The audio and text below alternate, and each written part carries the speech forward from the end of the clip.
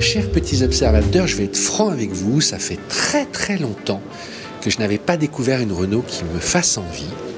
Et en découvrant cette nouvelle Mégane 100% électrique, c'est vraiment un gros virage, eh bien, je me suis dit, ça y est, ils ont retrouvé leur petit. Et la bonne nouvelle, c'est que Monsieur Fréhour, il est comme moi. Enthousiaste. Hein, ça fait combien de temps qu'on n'avait pas dit waouh devant une Renault, pour être franc? Twingo. Alpine, oui, oui. Voilà, voilà, viens avec moi. Mais t'as l'enthousiasme de la première Twingo, de l'espace, et sa silhouette va marquer les esprits.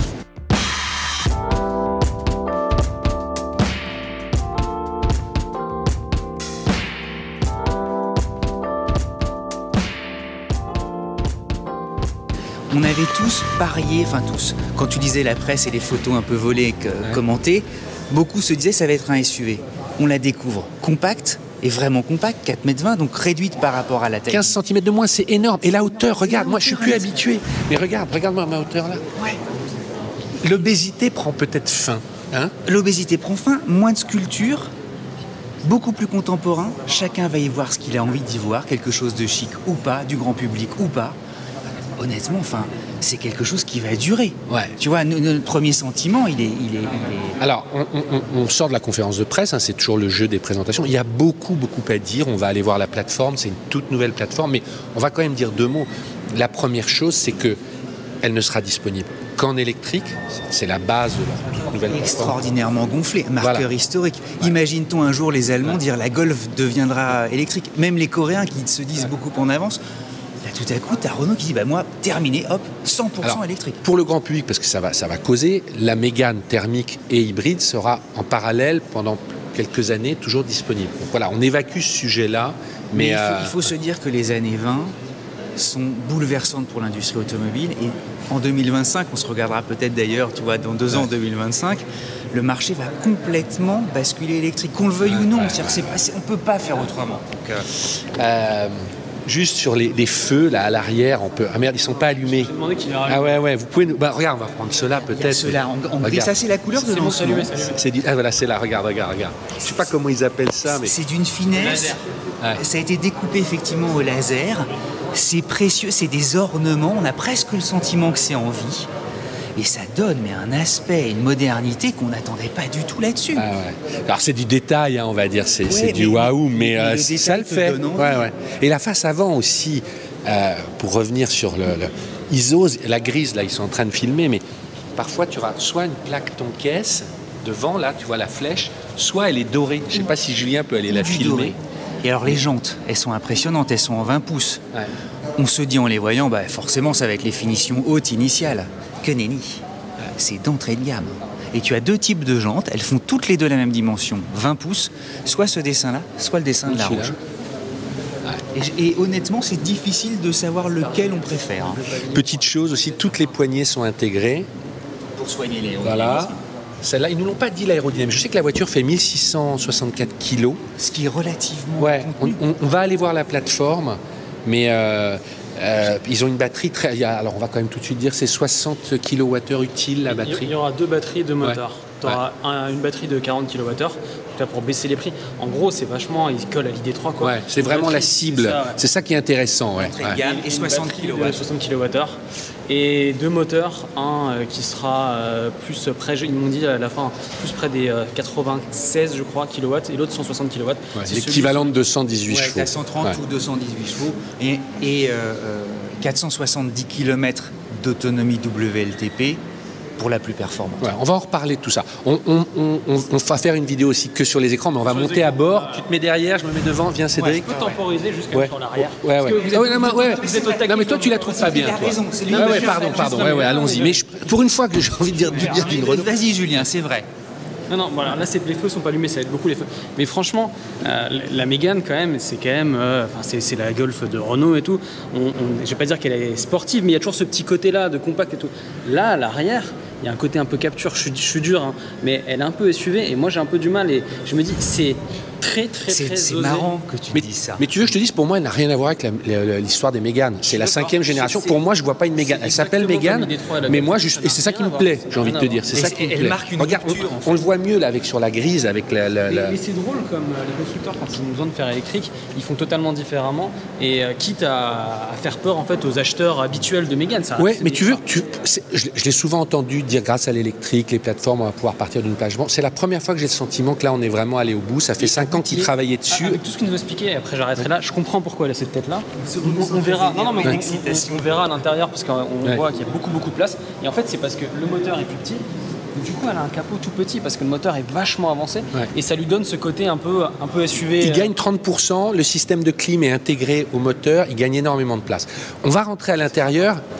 C'est amusant parce que entre les écrans de la modèle Y ou de la C4 ou que sais-je, là, allez viens Cédric, mais ils se sont éclatés. Viens te mettre. Alors, je me mets au volant. Alors, mais franchement. Non, je voulais t'ouvrir, mais c'est pas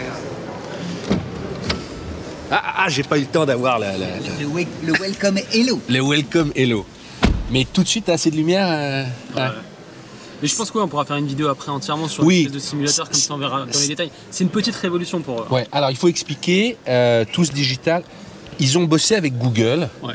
Et en fait, c'est Android, hein. C'est l'OS Android. Ouais. Il y a très longtemps sur POA. Ouais. Non mais Android automotive, ça va être une révolution et ça va être sur quasiment tous les constructeurs.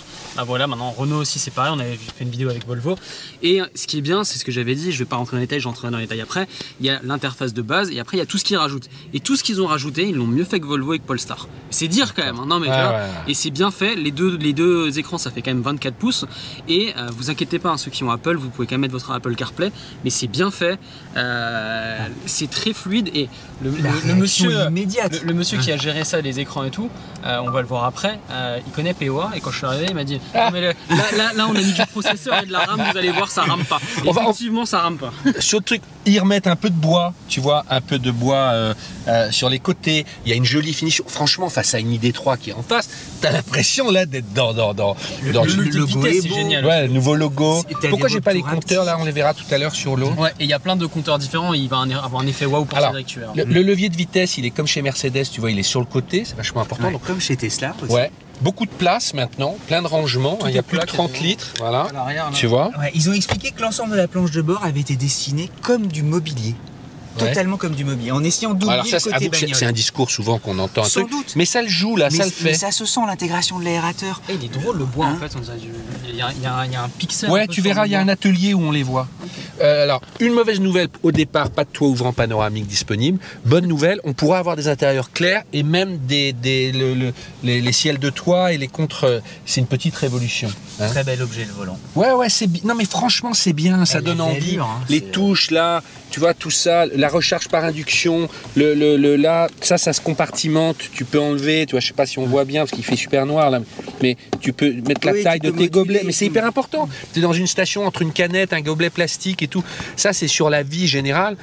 Bon là on voit pas parce que c'est de la pré-série, mais tu as 50 nuances de couleurs, bon, c'est des gadgets pour moi. Mais là tu auras des lumières, tout ça. Bon, je peux essayer de le mettre juste si on veut juste. Il dit qu'il marchait pas. Ah ouais, il marche sur pas. Celui-là il marche pas. Faudra aller voir l'autre. C'est un modèle de pré-série, hein, donc l'autre est plus abouti. Et là derrière tu gagnes beaucoup de place, bien qu'elle soit. En fait, c'est drôle, elle est vachement en mode fastback mine de rien. Ça descend. Ouais, mais regarde, au genou tu as beaucoup de place. Et c'est plat à l'arrière. Ouais. Ce que je propose, c'est qu'on va aller interviewer Fabrice Ilidio, je crois, qui travaille chez Renault sur la plateforme, et on reviendra à l'intérieur peut-être dans l'autre. Sur les finitions, c'est top. Elle sera probablement au même prix qu'une ID3 qui est la concurrente. Ouais, ça va être il y a juste un truc, c'est pas pour faire Monsieur Plastique moussé et tout ça. Mais j'attends donc que tu fasses. Non, mais c'est juste un peu dur. Voilà. Mais comme le dessin est chouette. Elle est en plastique noir laqué aussi. Ouais, elle est en plastique noir laqué. J'avais jamais vu ça. Mais elle est truffée de bonnes idées. De design. Franchement, avant qu'on fasse la partie plateforme, je peux juste poser une question à Cédric. Parce que franchement, il y a plein de trucs positifs et je suis pas anti-Renault, je m'en fous et tout. Et bravo pour le logo, ça leur fait que c'était le frein à main Alpha 75. Le petit X, je trouve, c'est juste la recharge rapide et tu mets même l'Ito-M, c'est la queue à 130 kW, ce qui est pas énorme. Hein. La norme c'est 150, maintenant 250, des fois 350. t'es conscient, parce que t'as dit on la prend en voiture de fonction pour payer. T'es conscient qu'en gros on aimerait, on dit ça, on aimerait. On dit souvent, quand on aime une voiture, on dit on le fait pas parce qu'on n'a pas encore assez d'abonnés. Abonnez-vous. Non, mais c'est une réaction spontanée, tu sais, c'est te dire, voilà, nous il se passe un truc. Mais je sais ce que tu... Par rapport à la Volvo XC40 qui a 73-75 kWh, là on a 60 kWh, et elle charge moins vite. Tu te rends compte à quel point on va devoir s'arrêter? Alors il parle beaucoup oui, mais attends, il parle beaucoup d'efficience. On connaît pas la conso. Le XC40, c'est un SUV plus haut, plus. Ils m'ont pas donné l'aérodynamisme. On va poser la question. La conso, d'après les calculs, on serait à 13-14 kWh. Ce qui est extraordinaire, c'est qu'avec 60 kW, elle réussit à faire 470 km. Et là, ce qu'on s'est tous un peu dit en la regardant, et confirmé aussi par les ingénieurs de chez Renault, on est proche de 13-14 kW, ce qui en fait une des meilleures proches d'une Tesla. Et on peut dire d'être français, c'est quand même que toute la partie moteur et tout, c'est eux qui bossent. Le moteur, il y a quasiment pas de cuivre et tout. Enfin, il y a Medora. Enfin, ils ont essayé, on va en parler justement avec Fabrice. Énorme réflexion quand même dessus. 5 ans de travail, et tu sens que le boulot a été fait, qu'il est abouti, et en plus, cerise sur le gâteau, il y a un effet waouh. Hein.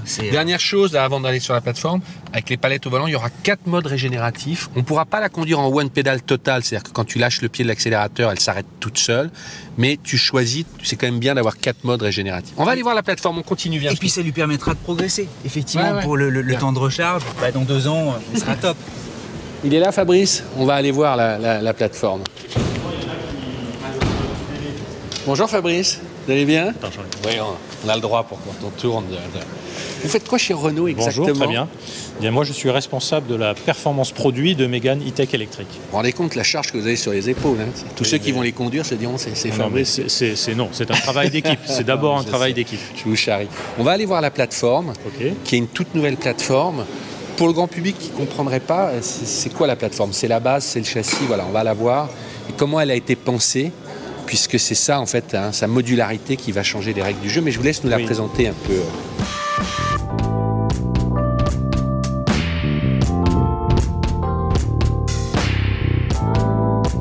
Donc voilà la plateforme que nous on appelle en interne CMF EV. Donc c'est une plateforme CMF EV, CMF électrique. EV comme électrique, oui. Donc Common Modular pour véhicule électrique, et donc qui est issu d'un choix très structurant qu'on a fait très en amont du projet, de faire une plateforme dédiée électrique. C'est-à-dire qu'une plateforme comme celle-là ne pourra pas recevoir de moteur thermique ou de moteur ou d'hybride. Donc ça c'est très important, parce qu'une fois qu'on a cette plateforme, ça laisse champ pour un certain nombre d'éléments qui ont de la valeur client. À tout premier lieu, le design. Donc le design, finalement, il a une liberté assez unique sur une plateforme comme ça pour réaliser des proportions qui sont très très intéressantes en termes de dynamisme ou de compromis entre le dynamisme et l'habitabilité de la voiture. Alors, si j'explique un peu, c'est quoi une plateforme électrique finalement, quand on dit plateforme? Donc, c'est vraiment la partie inférieure, châssis, structure. Pourquoi elle est électrique? Donc c'est quoi un électrique par rapport à un thermique? Il y a une batterie qu'on n'a pas dans un thermique, et il y a un moteur électrique qu'on n'a pas dans un thermique. La batterie, c'est quoi? C'est un grand pavé qu'on voit là. Et dans une plateforme électrique, on va essayer de la placer en bas sous le plancher aux 4 coins. Ça, c'est le premier élément qui fait qu'on va construire la plateforme autour de la batterie. Et pour le moteur, lui, il est beaucoup plus petit qu'un moteur thermique. 30%, j'ai dit. Oui, 30%. Il est même très compact par rapport à la puissance qu'il offre. En rapport puissance-compacité est plus léger que sur une Zoé même.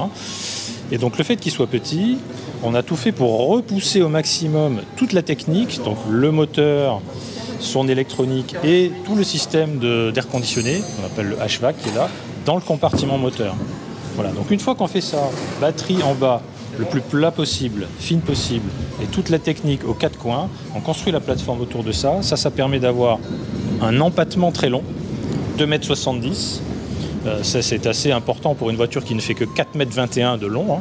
Des porte-à-faux très courts, une habitabilité très importante en longitudinal, puisque c'est fait par l'empattement quelque part. Donc finalement, dans une voiture qui fait 15 cm de moins qu'une Mégane thermique, on a un rayon de genou arrière qui est plus important.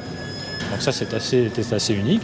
Comme je le disais, des proportions qui peuvent être dynamiques. On peut faire une voiture basse, tout en préservant l'habitabilité verticale et l'autonomie de la batterie. Donc la batterie fait 110 mm de haut. Et vous m'avez dit c'est une des plus étroites, enfin des plus fines. C'est la plus fine du marché. Oui. Ça, c'était pareil, c'était vraiment une volonté dès le départ d'avoir une batterie très très fine pour justement faire un look dynamique tout en préservant l'autonomie, la taille de la batterie et l'habitabilité pour les clients. Quelques infos pour les spécialistes mais qui aiment savoir, c'est une batterie LG. Elle est construite en Pologne, c'est ça? Enfin, il y a une partie qui est faite en Pologne et ensuite c'est assemblé à Douai. Les gens aiment bien savoir ça. Absolument. Donc absolument. Donc là, nous... J'ai écouté. Hein. Donc, nous, on sait fournir par LG des modules. Donc les modules, c'est finalement des pavés. Il y en a 12. Hein, voilà, qui contiennent les cellules. Donc les cellules, c'est vraiment la chimie de base avec le plus et le moins. Et donc ces modules qui viennent de Pologne, nous, on les assemble à Douai. Donc la batterie assemblée, donc à partir des modules pour la transformer en stack dans les carters et puis mettre autour tous les connecteurs, toutes les tuyaux de refroidissement, etc. Ça, c'est fait à Douai. Dans un 296 cellules et elles ont une nouvelle chimie pour essayer d'utiliser un peu moins de cobalt, un peu moins. C'est pas encore totalement, mais vous avez vachement intégré ça. Voilà. Donc on a moins de cobalt, on a une densité de 600 Wh par litre, donc qui est une meilleure densité que ce qu'on avait sur une Zoé. C'est le même type de batterie au sens, c'est toujours de la lithium-ion, c'est toujours de la NMC, nickel, manganèse, cobalt, mais avec une chimie qui finalement a une génération 10 ans de plus que Zoé. Et en termes de sécurité, validée par les pompiers.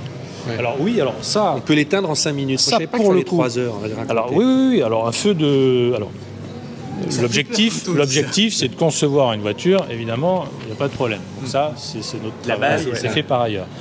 Pour autant, si ça devait arriver, et honnêtement, ce n'est pas arrivé, mais si ça devait arriver, donc nous, c'est une exclusivité Renault. On a ce qu'on appelle le Fireman Access. Donc c'est une espèce d'orifice calibré un petit peu plus scientifique que simplement un trou qui permet aux pompiers d'accéder à la batterie et de la noyer en cas d'incendie de la voiture. Mais l'incendie qui ne vient pas forcément de la voiture. Il suffit qu'il y ait...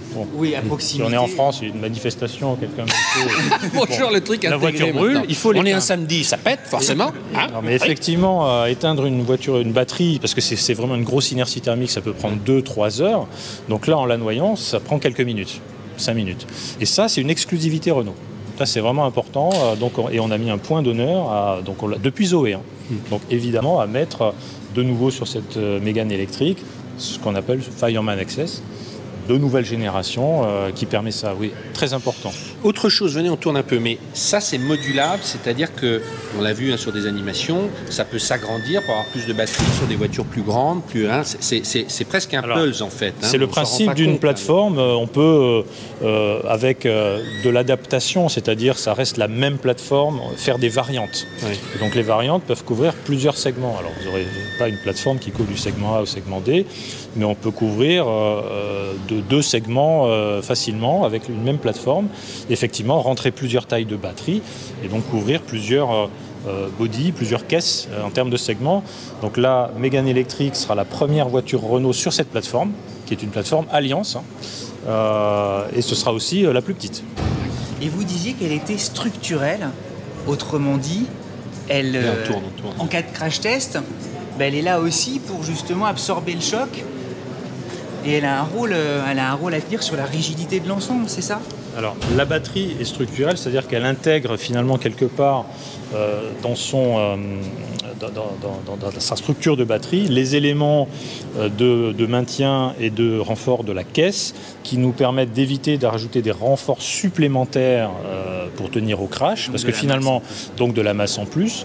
Donc, parce que la batterie, on doit à la fois la protéger, on doit protéger les occupants, on doit éviter de déformer la voiture et sur une voiture électrique, en plus, on doit éviter que la batterie ait de déformations trop importantes qui pourraient générer court-circuit, etc. Donc ça nous permet d'avoir une voiture qui est légère.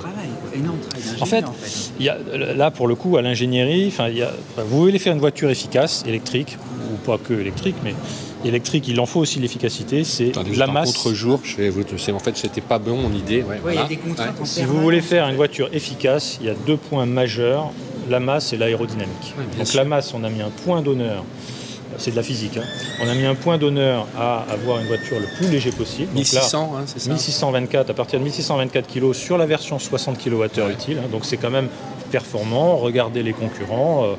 Voilà, on est, on va dire, une centaine de kilos bien placés. Et donc ça, c'est des kilomètres, c'est de l'énergie de la batterie qu'on n'a pas besoin de prendre. Donc ça, c'est vraiment très important. Donc, au-delà de la structure batterie, la caisse, qu'on ne voit pas ici, mais il y a beaucoup d'aluminium, tous les ouvrants sont en aluminium. Le haillon arrière, la porte de coffre est en composite. Et donc on a vraiment... c'était là pareil, on a commencé il y a à peu près 5 ans, dès il y a 5 ans il fallait faire une voiture légère, l'aérodynamique pareil. Autre chose dans les petits points de détail que je ne sais pas, elle est refroidie par eau. Oui. Et lui, le moteur, il est refroidi par huile. J'ai lu, c'est ça. Oui. Et le moteur, il est fabriqué par Renault. C'est pas un truc que vous achetez sur étagère. Ça, il est conçu. Absolument. Faut le dire. Venez. Donc le moteur, il est lui 100% conçu par Renault évidemment, mais aussi fabriqué par Renault. C'est très important. Dans l'usine de Cléon, absolument. Voilà. Donc ça, on y tenait parce que le moteur, c'est quand même aussi un peu le cœur de la voiture. Donc à Cléon, on le fabrique entièrement. On bobine les rotors. Donc tout est fait complètement dans l'usine. Alors vous avez dit, il n'est pas aimant. De Cléon. C'est quoi sa particularité pour le silence et le couple? C'est un moteur à rotor bobiné. C'est un moteur synchrone à rotor bobiné. Quel est l'avantage? C'est-à-dire que l'avantage, c'est que déjà, il n'y a pas les fameuses terres rares. Donc on dit souvent vachement il y a des terres important rares sur une voiture électrique. Alors il faut savoir, contrairement à ce qu'on croit, c'est pas dans la batterie les terres rares. Quand il y en a, c'est dans le moteur. Et ce sont les moteurs à aimant permanent. Donc ça permet d'avoir un rendement qui est meilleur, de piloter finalement en envoyant le courant dans le rotor, de piloter mieux les points de fonctionnement du moteur. Et donc c'est le choix qu'on avait déjà fait sur Zoé et qu'on a, après 10 ans d'expérience, confirmé, c'était bien le bon choix. Donc oui, il fait entièrement à Cléon. Donc il est refroidi par huile. Les gens ne savent pas. Mais l'huile est refroidie par eau. Ouais. Et c'est pour ça qu'on a un système intelligent, on pourra en parler, de Energy Recovery System, où on utilise finalement le circuit d'eau qui refroidit la batterie et le moteur pour récupérer les calories dans l'habitacle pour le chauffage. Comme une sorte de pompe à chaleur Alors c'est en plus de la pompe à chaleur. Donc il y a une pompe à chaleur de nouvelle génération, donc qui est plus efficace que celle de Zoé. Et en plus, il y a ce système qui, lui, pour le coup, est complètement nouveau, où on vient récupérer les calories via l'eau qui circule autour de la batterie et qui circule autour du moteur et de son huile pour chauffer l'habitacle. Donc c'est d'autant moins de travail qu'on va demander à la pompe à chaleur. Et donc d'autant moins de kilowattheures qu'on va prendre sur la batterie de traction.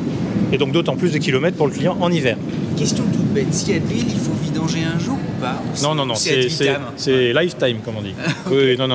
Un peu comme une boîte de vitesse. Alors, sauf qu'il y en a beaucoup moins. C'est pas, faut pas imaginer. Fabrice, vous avez dit d'entrée, il y a une évidence, mais qu'on oublie un peu. Renault est quand même pionnier de l'électrique avec la Zoé. Vous avez 10 ans d'expérience. Oui. Et je ne savais pas, vous avez dit, en fait, on a pu remonter sur chaque batterie, grâce à l'électronique embarquée, l'usage de ces batteries depuis 10 ans. Qu'est-ce que vous avez appris de l'usage de ces milliers de clients Zoé, entre les fantasmes qu'on a de l'électrique et la vérité? Millions et millions de kilomètres. Ouais. Effectivement, c'est des millions de kilomètres, c'est 400 000 voitures vendues. Et depuis la toute première Zoé, les batteries sont connectées. Donc, on récupère un certain nombre de données.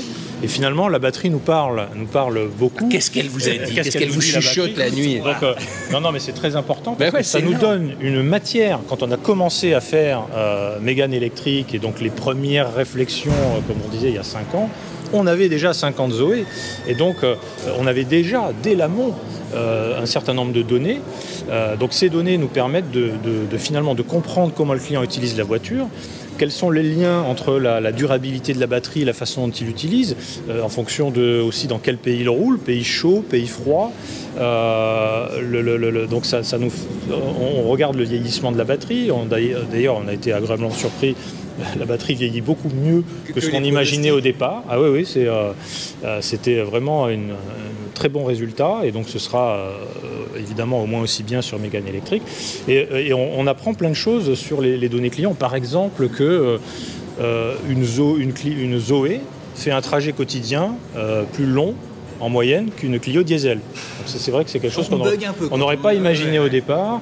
Ou que la moitié des clients, 50%, utilisent le préconditionnement. Le préconditionnement, c'est la faculté de programmer à l'avance et à distance, chauffage ou clim, pour quand on arrive, la voiture, elle est déjà... sans avoir pompé sur la batterie, puisqu'elle est en charge. Alors si elle est branchée, sans avoir pompé sur la batterie, mais on peut le faire aussi non branché. C'est très peu en fait. Moi, ce qui m'a attiré, c'est que vous m'avez dit, en fait, au début, les gens chargent tout le temps, et en fait, à terme, plus du tout. Ils chargent une fois par semaine. Le troisième exemple que je veux donner, c'est celui-là, c'est qu'effectivement, et ça c'est vraiment très important, au début, les clients, ils achètent la voiture, ils chargent tous les jours, un peu comme certains peuvent faire avec leur smartphone ou leur PC. Et puis petit à petit, mais assez vite, on comprend que la voiture va finalement plus loin que ce qu'on pense, qu'il y a beaucoup de marge. L'angoisse de la panne disparaît, honnêtement. Déjà sur une Zoé qui fait 395 km, elle disparaît.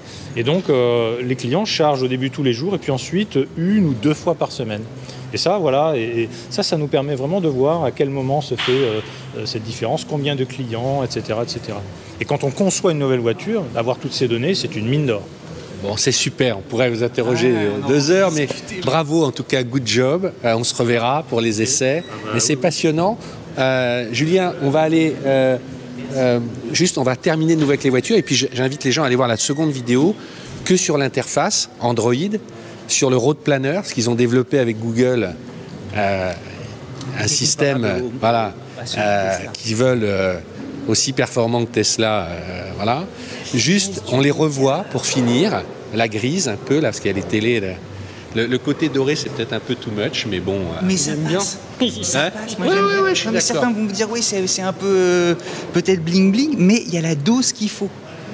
Moi, je retiens quand même, au-delà de tout l'aspect techno, ce qui me fait vraiment plaisir, c'est 15 cm de moins haute et tout. On retrouve une voiture, au-delà des roues, qui elles sont un peu toujours très grandes, les gens ont besoin de ça. Mais franchement, ça fait plaisir. Enthousiasmante et intelligente. Ouais, et l'intérieur donne envie. Voilà, donc on va laisser presque 25 minutes, 30 minutes, on coupera à peine, et on va aller voir l'interface. Il n'y avait pas des voitures qu'on regardait comme ça, et tu as envie de rouler avec tout de suite. Et toi-même qui adore le premium, tu as dit, mais là c'est du Renault, parce que c'est classique et chic en même temps. Ah, il y a tout. Franchement... et chacun peut y voir ce qu'il veut. Ouais. Et il y a la petite dose qu'il faut pour chacun. Et regarde. On peut juste 30 secondes sans vous déranger. On peut faire juste 30 secondes. 30 secondes. Et voilà, là, tu as les écrans. Je veux juste voir. Là, on a l'autre avec les éclairages, tu vois. Tu as une cinquantaine d'ambiances lumineuses. C'est un peu comme dans les Boeing 777. Le climat lumineux peut s'adapter, tu sais, en fonction du jour. Pour moi, c'est du gadget. Il y a ça dans les classes S. Mais c'est chouette aussi. Une fois que tu passes au orange, au vert, au jaune, toutes les demi-heures automatiquement, c'est pas mal en fait. Doute. Mais justement, sur une classe S qui a plus de 100 000, et tu as ça sur une Mégane. Mais il faut croire que ça coûte plus cher du tout, parce que maintenant, tu vois. Et franchement, c'est pas mal, Julien, non? Ah ouais, non, mais on va faire toute une partie dessus, changeante. Voilà. Et là, en fait, si tu mets changeante, toutes les demi-heures, ça change. Et genre, le matin, c'est très bleuté jusqu'au orange. Mais quand tu t'énerves dans la voiture, il sent, il devient rouge. Non, c'est juste par rapport à. Les multisense, ce serait là alors, tu vois. En fait, ça, il y a différents trucs, mais on va parler quand on sera là-bas. Mais le multisense, effectivement, dans le bouton, en règle générale, il est plus ici. Ils se sont dit de le mettre ici pour s'amuser. Et là, ça te change ton mode de. Non, mais moi, je vais lancer un pavé dans la mare pour finir. Mais enfin, entre une ID3 qui a une Playmobil dedans et une Tesla qui est juste un écran qui est super, moi, je réponds à la question. J'ai plus envie de conduire ça que voilà. Mais je vais me faire huer, voilà, comme d'habitude, dans les commentaires. Voilà. Non, parce que normalement, quand la vidéo sera diffusée lundi, la modèle Y qu'on a pu conduire rapidement. Mais moi, ça me plaît. Franchement. Le plancher, c'est énorme. Regarde la place. T'as pas une bosse. Franchement, et un peu de bois. Mais t'as envie de jouer par terre. Je suis trop content. Vive les Français. Allez. Abonnez-vous, c'est important. La cloche, voilà. Et puis, allez voir la deuxième vidéo que sur les écrans. Parce qu'à l'usage, quand on conduit une voiture tous les jours, c'est quand même ça, quoi, on vit. Et notre maître à tous, notre maître Gims, notre maître geek, voilà, qui est débordé. Voilà, on essaie de le faire tomber, c'est le but. Il va tout vous dire sur les écrans. Allez, on y va. À très vite sur POA.